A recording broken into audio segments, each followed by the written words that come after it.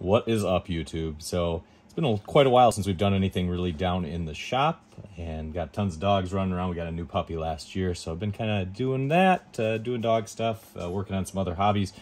But recently I had a electric toothbrush that I had bought not too terribly long ago end up failing, and it was this Philips Sonicare 5300.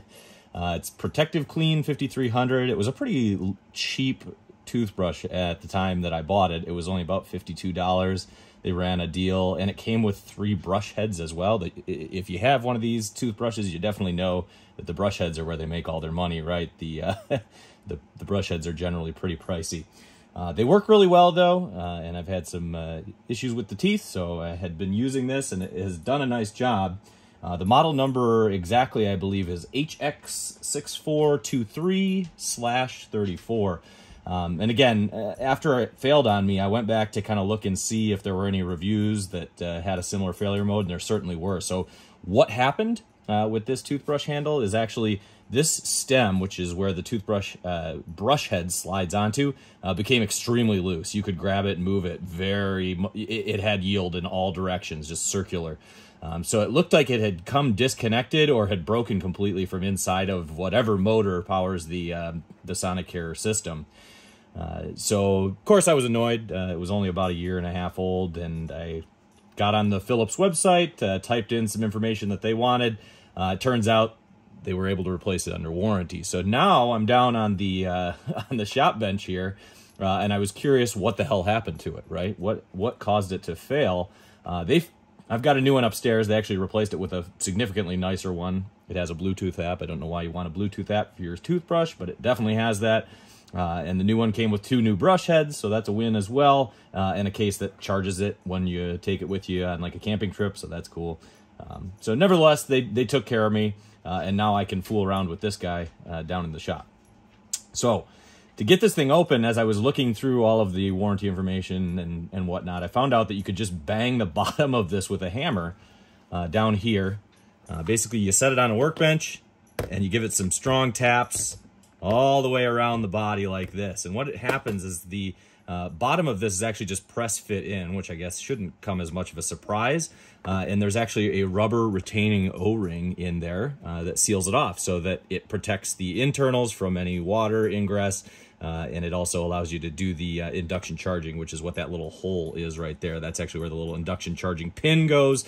The charger's actually in the base of the unit, which I have actually right here. So it's actually in the base of the unit. We have really hard water here. I know it looks disgusting. So when that pin locates it, then it charges, and it charges whatever speed that I guess Philips has set aside. So I pulled that out, and then, of course, I got my pliers on there, and I started yanking on the bottom of this, thinking I was just going to slide that out. Well, the induction charging coil is right beneath this cap, and you can see what's left of it here. I pulled that out with a pair of pliers. To get this out without screwing up the coil, if you actually intended to maybe fix this, if you had your toothbrush out of warranty, don't just grab this with pliers. So what you need is a very fine, probably like a flathead 0 screwdriver. And what you want to do is reach down in here, and there's 2 tabs inside of the toothbrush. And if you reach down in there, you can actually dislodge the 2 tabs, and they're really soft. And when you do that, then you can push the whole brush mechanism out the bottom of the toothbrush. So let me get that here, see if I can get it on the camera.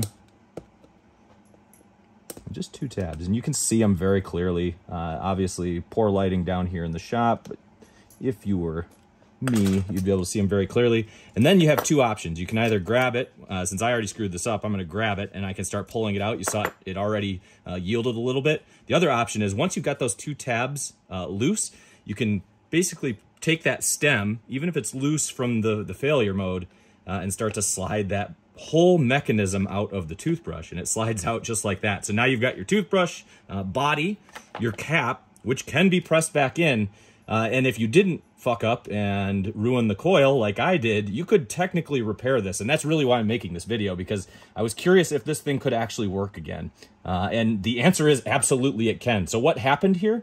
Guys, nothing failed in the electronic components of this. This is a standard lithium battery. I believe this is a 14500 size battery. It runs at 4.2 volts, so it's a really standard battery. You could actually probably swap this out, although I do see it spot welded.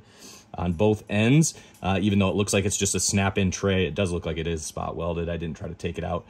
And then what I found the problem is like I mentioned before, this head was moving all over the place, and that meant that it didn't transmit the vibrations up to the brush, which means it was useless. This little tiny Phillips screw, maybe you can see that here. Maybe you can see that. There's a little tiny Phillips screw that attaches this to the rest of the Sonicare mechanism. These two coils, which I assume operate independent of one another and pull the magnet back and forth. So what happened is this Phillips screw was backed out. And of course that makes sense because it's a vibrating toothbrush. So right, I just loosened it up again. See how much movement there is here? That's the failure mode. That's what causes the problem for this toothbrush. So you can see how loose, that's why it broke.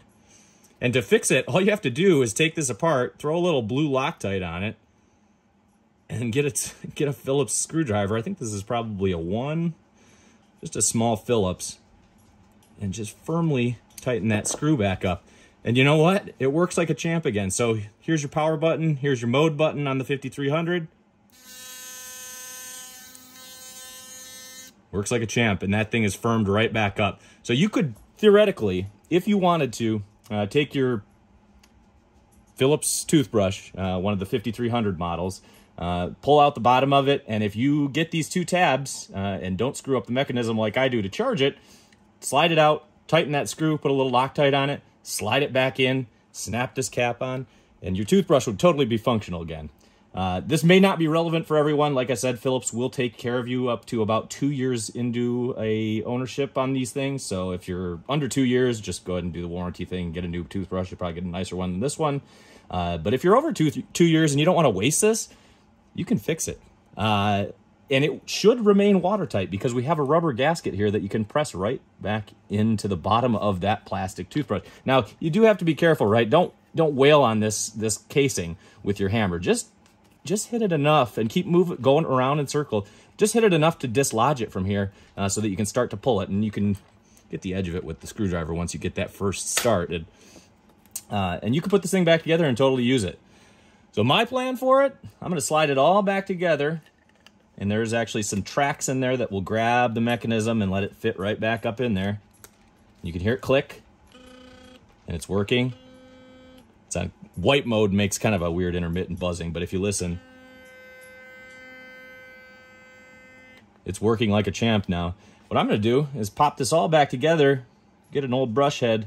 I'm going to use it to clean kind of electronics here down in the shop. I'll give it a buff up, and it'll end up being a nice little scrubber for fine electronics. So thought that was interesting. That's the Philips ProtectiveClean Sonicare 5300.